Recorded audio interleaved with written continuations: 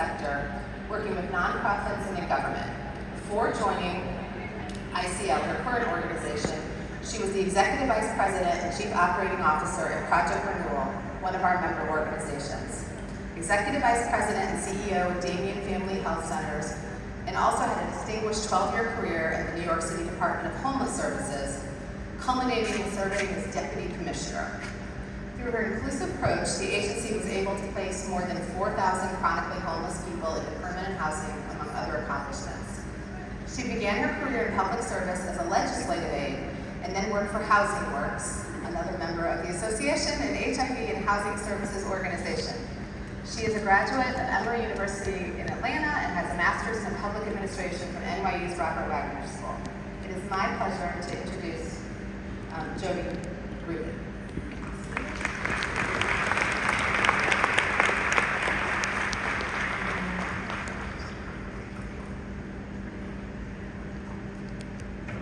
Good morning.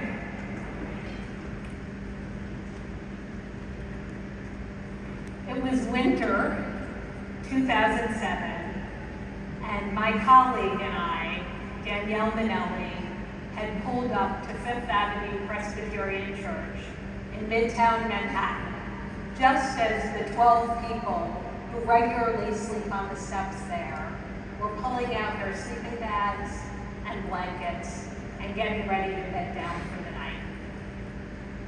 Our goal was to bring them inside.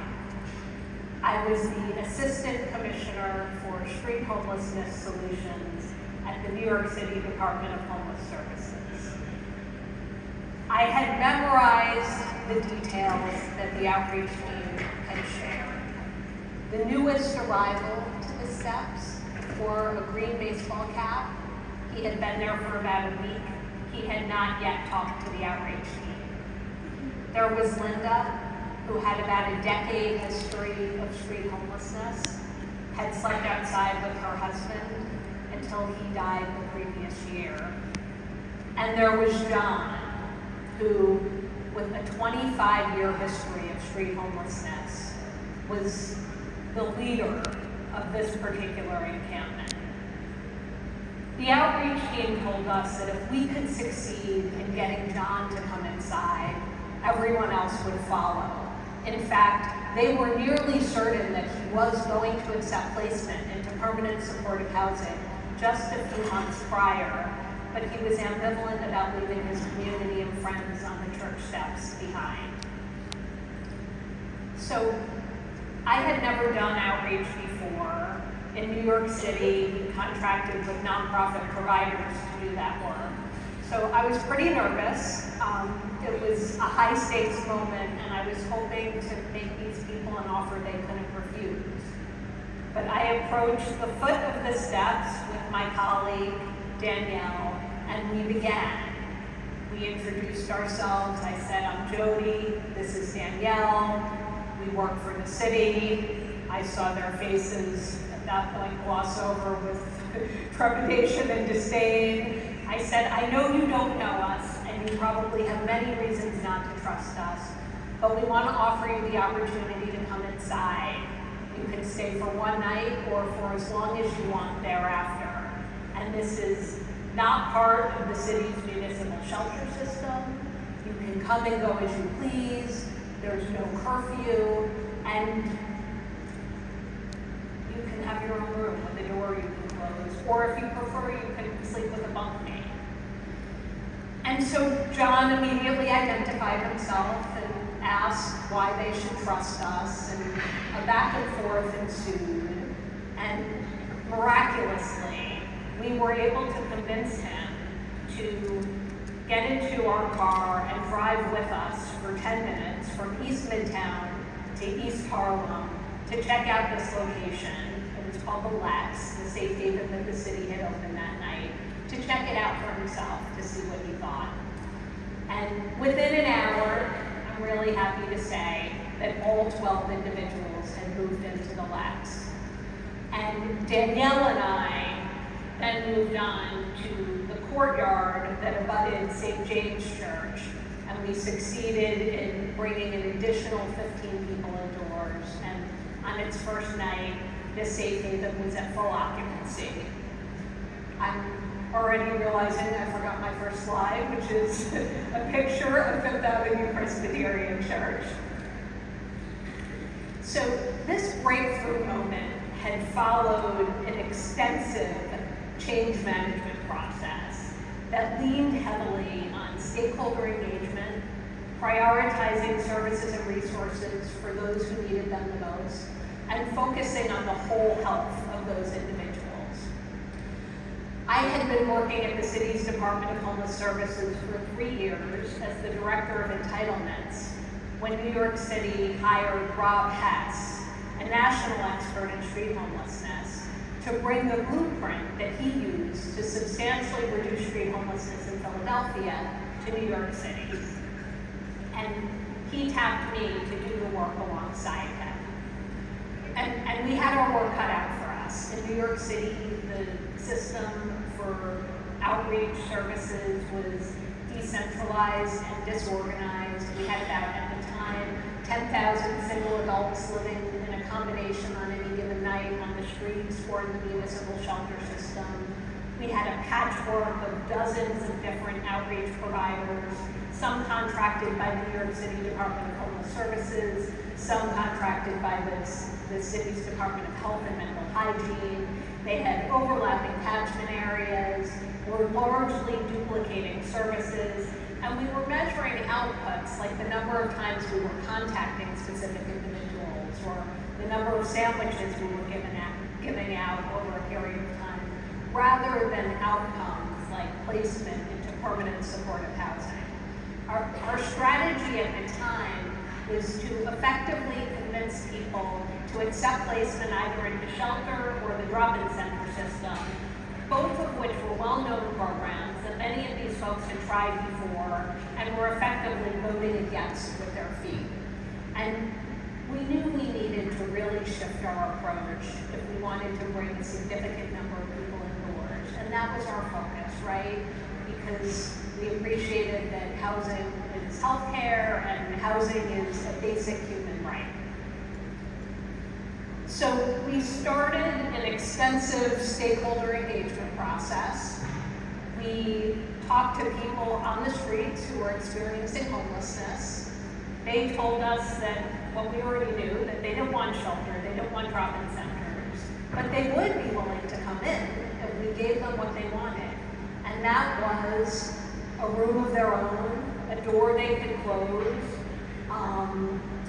fewer rules, the ability to come and go as they please, some choice of where they're being placed, ideally choice of neighborhood, but many of them said that they would even settle for their choice of borough.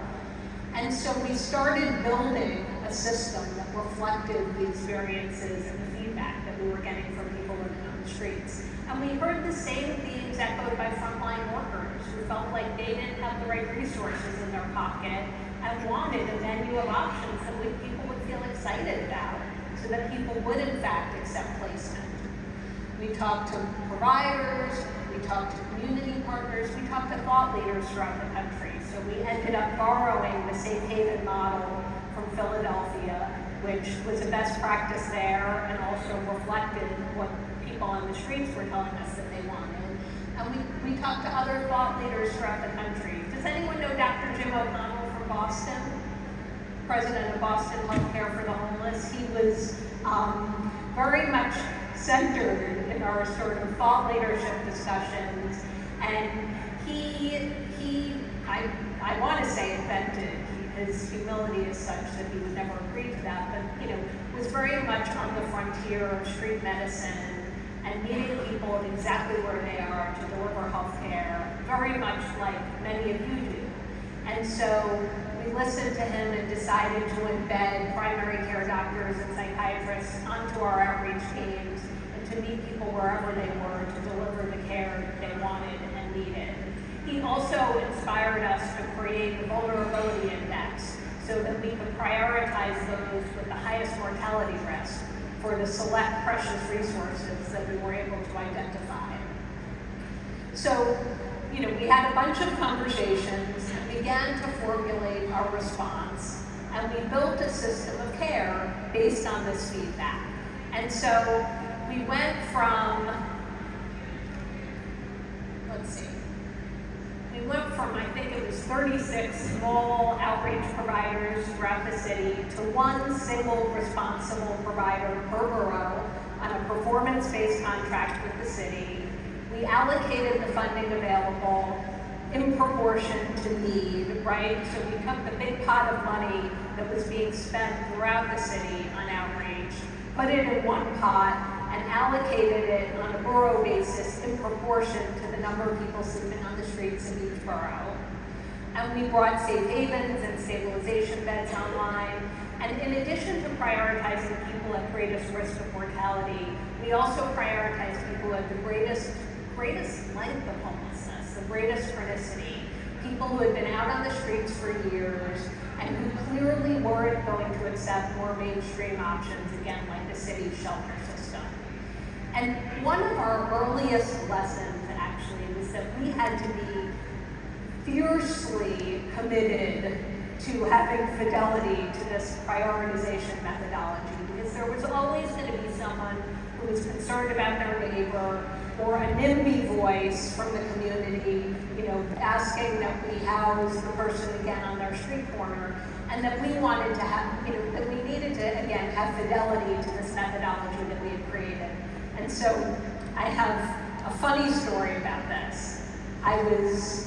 This was right at the time where we had redesigned outreach, and I had been working very late around the clock, and I was out to dinner with my partner, celebrating our anniversary, and at one of our favorite restaurants, and we had decided to not just get a glass of champagne each, but a full bottle, which was sort of different for us, and the largest platter you can imagine of briny oysters, which is just sort of my thing, if I'm being honest about it. So those two things had arrived at the table, and I will admit, I have a bad habit of leaving my phone also on the table. I don't know if any others do that.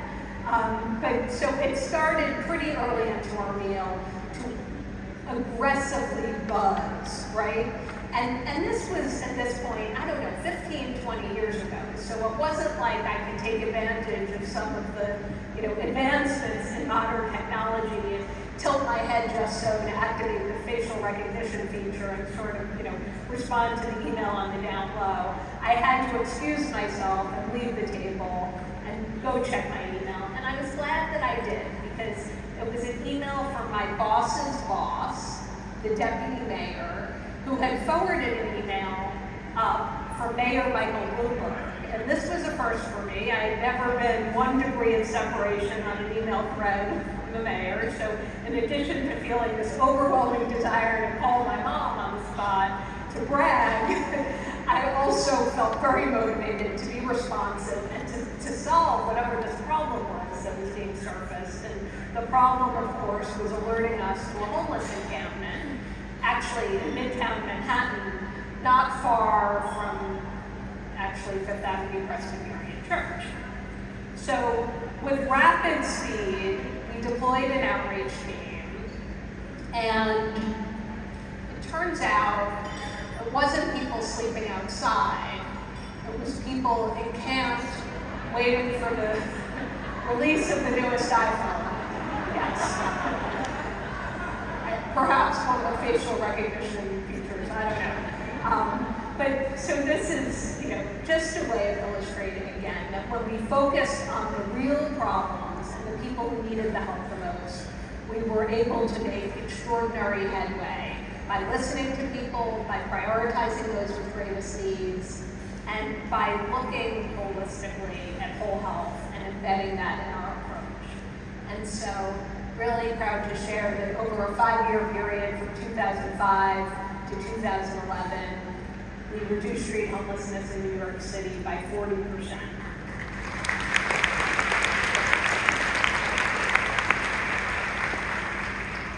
Thank you. And thank you for all of the work that you do. And thank you also, Elizabeth, Kim, and the team for having me today. I'm excited to be here. I have a lot of respect and admiration for the work that each of you do.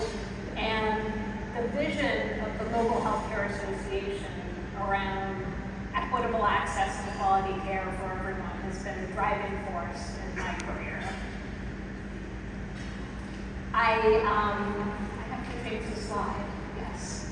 All right. So I was, as Elizabeth mentioned, the Chief Operating Officer at an organization called Project Renewal, a member organization of the Mobile Healthcare Association, a relatively large human services nonprofit in New York City that has a meaningful mobile health business. And I remember being in that role and taking heat from our board about a budget deficit in our mobile health program.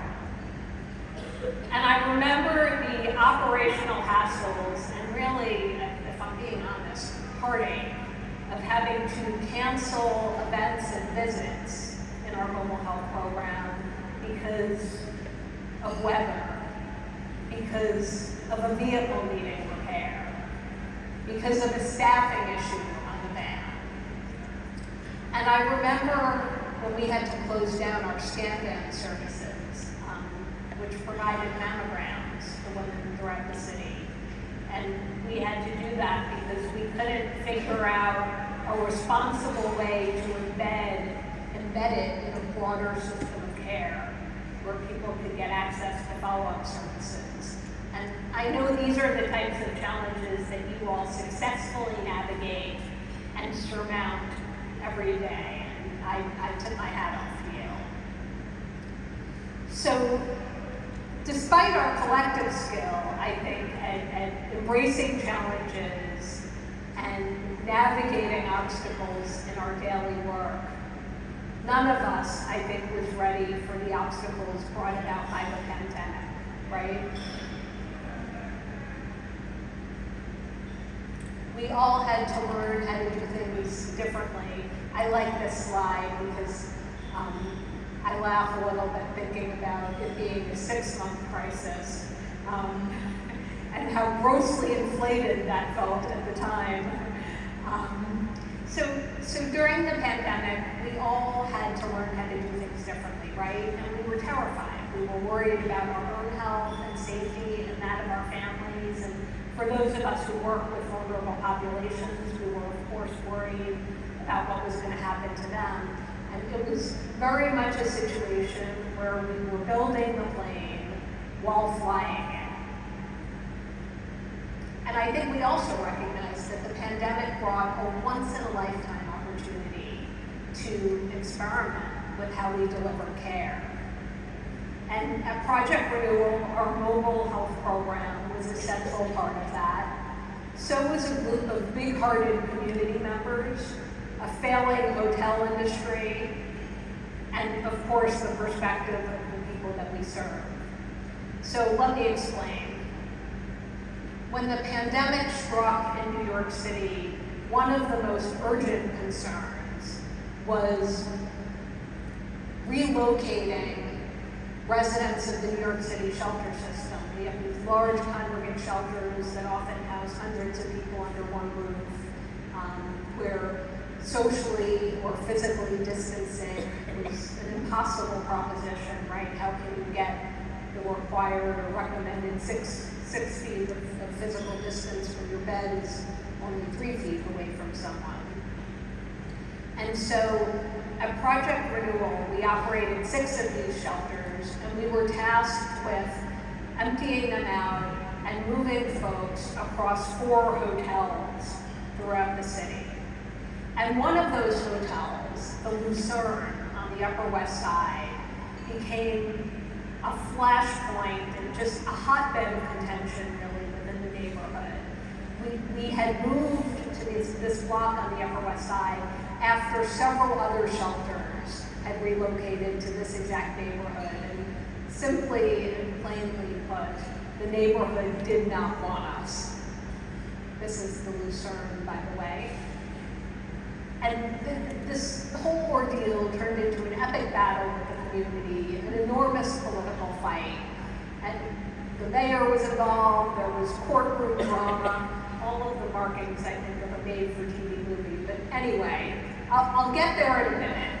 We focused when we moved in on building a home for the 250 plus people who we had relocated to the Lucerne. And making sure that they got the support that they needed was absolutely central in our focus.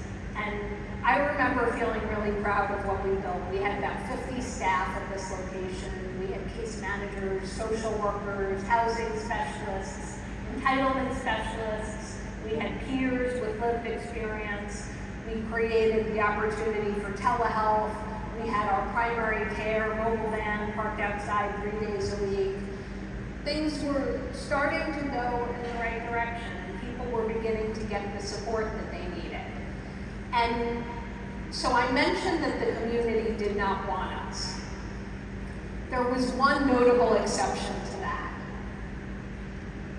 A group that ultimately came to call itself the Open Hearts and really represented the best of not only the Upper West Side, but of humanity, welcomed our residents with chalk drawings on the sidewalks and partnered with them to build an additional set of supports that reflected what the residents of the Lucerne said that they wanted. So there was yoga, there were spiritual walks and talks, there were free stores outside, since, for a variety of reasons, including that people were trying to socially distance and didn't want to go into real stores.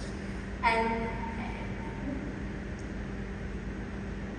they built an ancillary set of supports alongside what we were providing in the building.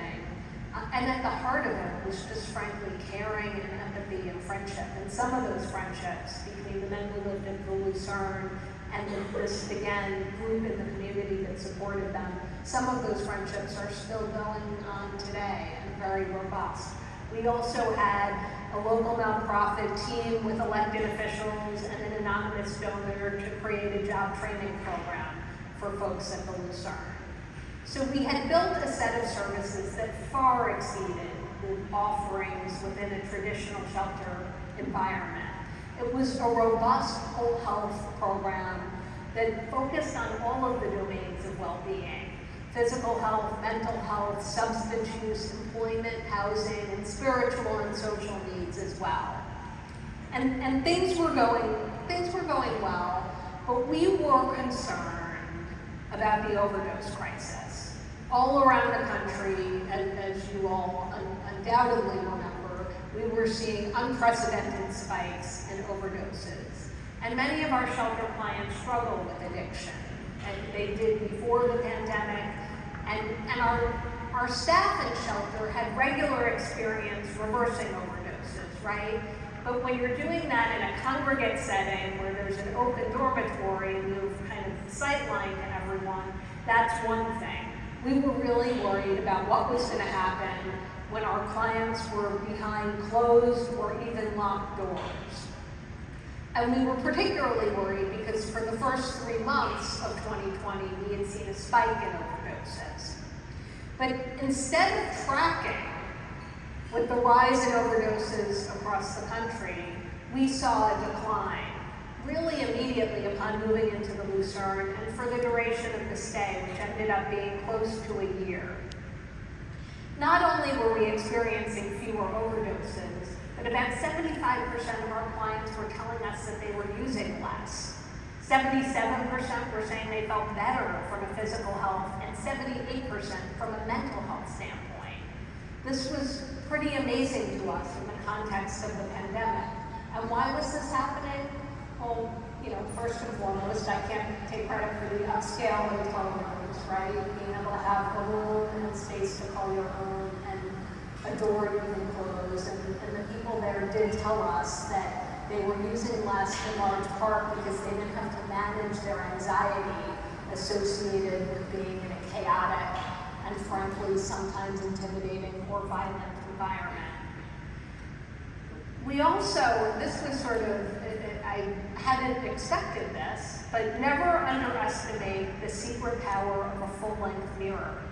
We found our clients in unprecedented numbers coming to their appointments with shirts tucked in, and it was sort of amazing to see the change in people's physical appearance. And of course, moving our clients to the Lucerne ensured that they had the circumstances and the access to many of the broad health supports that many of us had during the pandemic. The ability to isolate, the ability to access health care or a doctor, and all of the social supports that they needed. And we were able to give them what they asked for, right? We listened to them, we prioritized the people who needed the services the most, and we integrated whole health supports. So things were going pretty well. All of these great things were happening.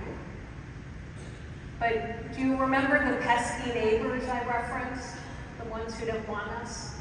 Well, they got to the mayor, and the mayor said that he was going to move us.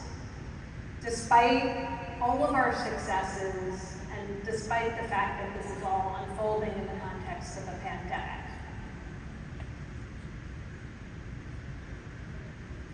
It was a stunning betrayal. And particularly, frankly, at a time when racial justice was at the forefront, this was all in the immediate aftermath of the murder of George Floyd. And so we asked the mayor to come sit with us and let us make a direct appeal. And we had 3 clients, residents at the Lucerne, who were eager to take a leading role in that discussion. He declined to join us, but he did send a staff person junior enough for us to sort of see the writing on the wall, but we went undeterred. We were going to give this our best shot. And I do wish the mayor had come. He would have heard these 3 people, these 3 clients, residents of the Lucerne, Shams, Mac, and Kevin, share their stories in the most brave and compelling way I had ever heard. Mac shared that he finally felt better after 25 years in prison for a serious crime. He was finally beginning to forgive himself and feel like he deserved a next chapter, a fresh start, and that his residents in the building were giving him the space he needed to calm his nervous system and to start to work on healing his trauma. And that this Open Hearts group was giving him books, and that they were, through reading, it was opening a whole new world for him.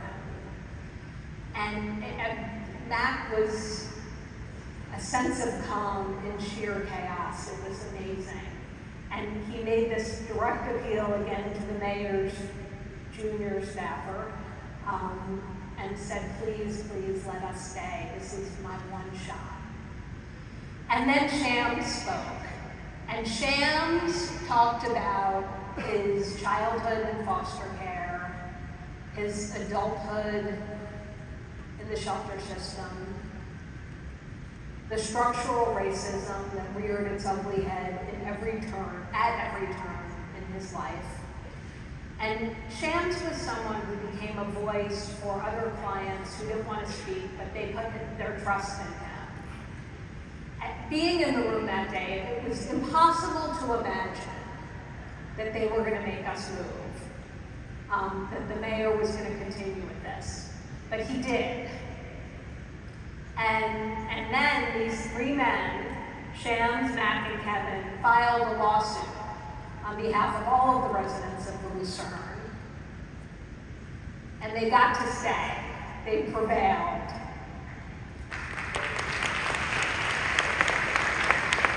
They were able to stay at the Lucerne until COVID was less of a threat, and 2 of them were able to move directly from the Lucerne to a home of their own. By the way, I think I'm told I have a laser on this. Oh yes, okay, that's Shams. If you have a chance, Google him. He goes by Shams or the Homeless Hero, DA, although I think he's in the process of changing that to the Housing Hero. Anyway, his 15 minutes of fame have lasted 5 years, and still now without any sign of letting up. The whole thing was pretty inspiring and a case study in resilience. So the pandemic forced us to change what we were doing, right? But the fact is, when you're in this line of work, and you all know this just as well as I do, we constantly have to evolve and innovate to meet the evolving needs of the people who we serve, right? So 20 years ago, under Commissioner Hess's leadership at the Department of Homeless Services, I first developed an understanding of what it took to create the right programs, right? Listening to people, prioritizing those who need it the most, and addressing whole health. And over the last 3 years, I've continued to lean on those lessons to build programs for the people we serve at the Institute for Community Living, ICL, the organization I currently run. And just a quick word on ICL, to give a little bit of context. We're a nearly 40-year-old organization. We work with New Yorkers who have behavioral health challenges to help them live healthy and fulfilling lives through comprehensive housing, healthcare, and recovery services. We serve about 15,000 people a year.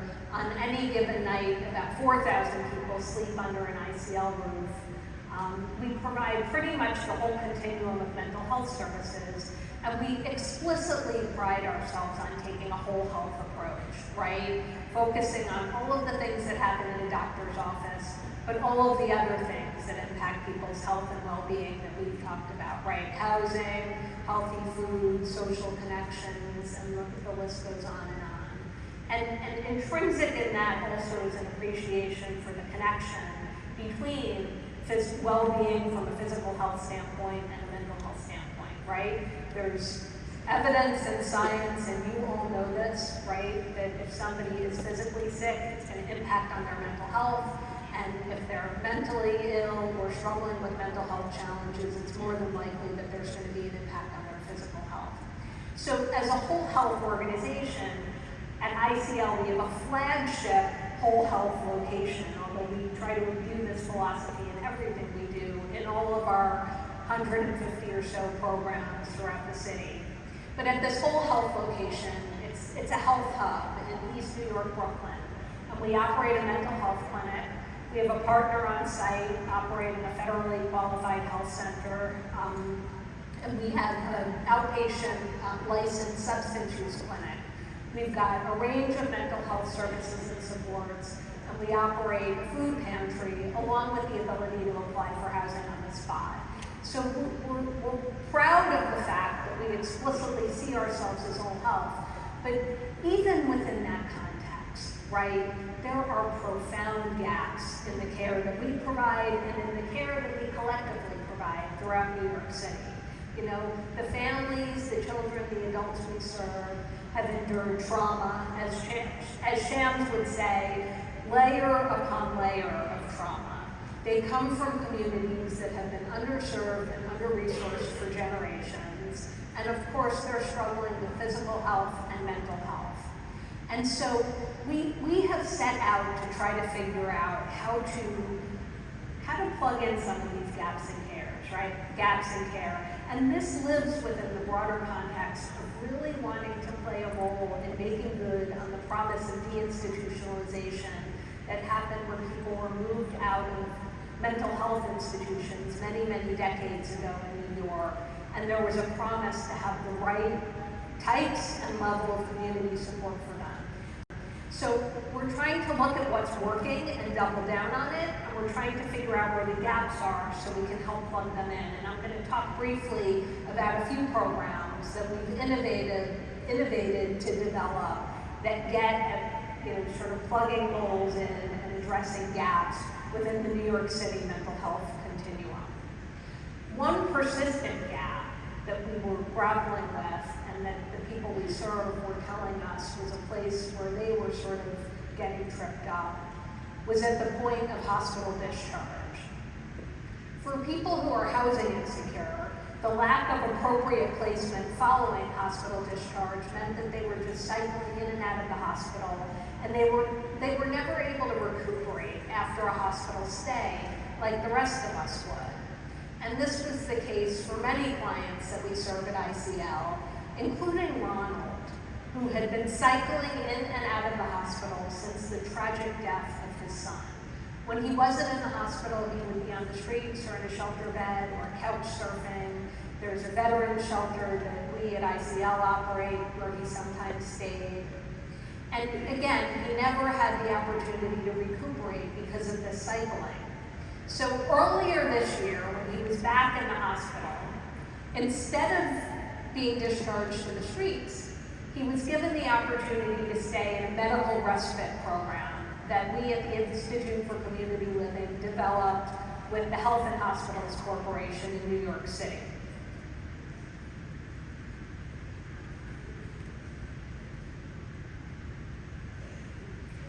We developed the respite model with health and hospitals because the people we serve were expressing their fears about being unable to get better again on the streets or on couches from the shelter system. And they didn't just need a quiet room to recuperate, they needed direct healthcare services. And so the respite program offers patients experiencing homelessness a place to stay for up to 90 days while accessing the expanded medical services that are not available in the shelter. They get wound care, they get oxygen, IV infusions, physical therapy, occupational therapy, healthy meals, and of course, case management and transportation to other medical appointments.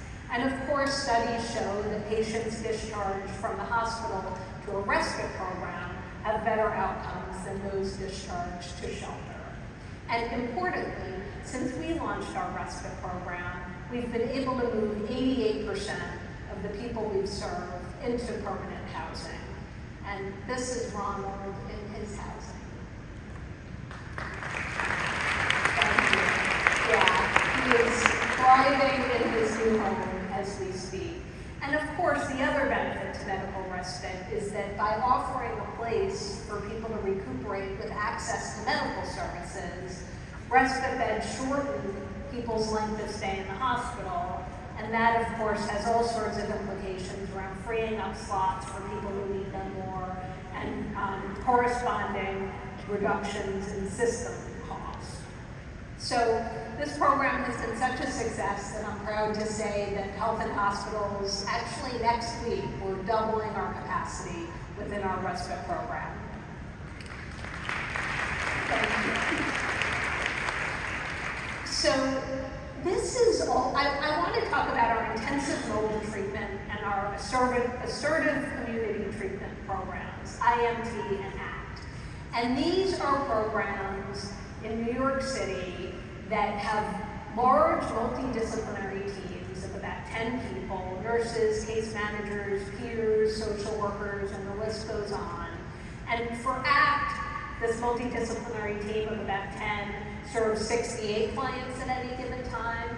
And IMT is the more service-rich cousin, the multidisciplinary team of 10 serving about 27 people at any given time. And so these are teams that meet people wherever they are with whatever they need. It can be going out for breakfast. It can be going shopping for sneakers. It can be an appointment with a psychiatrist or the administration of long-acting injectables. It could be a trip to a baseball game, and of course, all of this falls within kind of our whole health approach. And so we realized that these coveted slots were not, people were coming onto ACT and IMT and not leaving. Because how do you go from being visited by a team wherever you are, 5, 10, 15, 20, sometimes 25 times a month, to just getting a referral to your neighborhood clinic? It can't happen. So waiting lists were growing and growing and growing. And of course, these are the people who have the most acute needs, who are cycling in and out of hospitals and jail. And there's no way to continue to serve them because everybody was staying on their slots. So we developed a step-down model. And we named it STEPS. I know, not the best naming convention system, but I'm honestly forgetting the acronym. But the idea was, and we are in the process now, of reducing the number of people on ACT and IMT waiting lists throughout the city by 10%, and also creating the context for people to feel like they're progressing in their care, right? So we have a wonderful graduation program where people feel like they're progressing along a continuum. So this is Brandon, and he was our first participant in STEPS.